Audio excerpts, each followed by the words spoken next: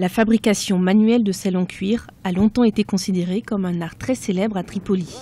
La capitale libyenne était autrefois réputée pour ce commerce. Les artisans héritaient du savoir-faire de leurs ancêtres et la transmettaient à leurs enfants.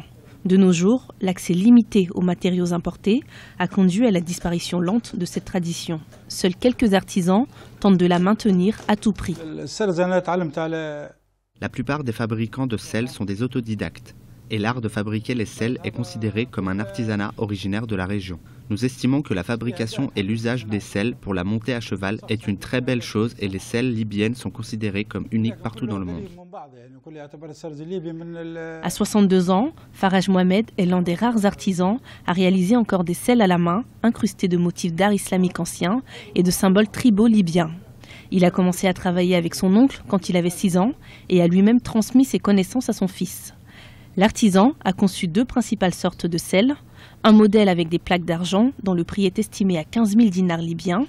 Les autres modèles, moins chers, sont incrustés de fils d'argent, d'or ou de cuivre et valent près de 5 000 dinars libyens. Ici, à Janzour, nous nous préparons pour la compétition traditionnelle de course de chevaux. On s'entraîne une fois par semaine tous les samedis. Nous avons un large public, c'est un événement populaire et il se pratique surtout pour les fêtes et les mariages, et pendant les cérémonies officielles. Pour les Libyens, avoir une selle de qualité est très symbolique.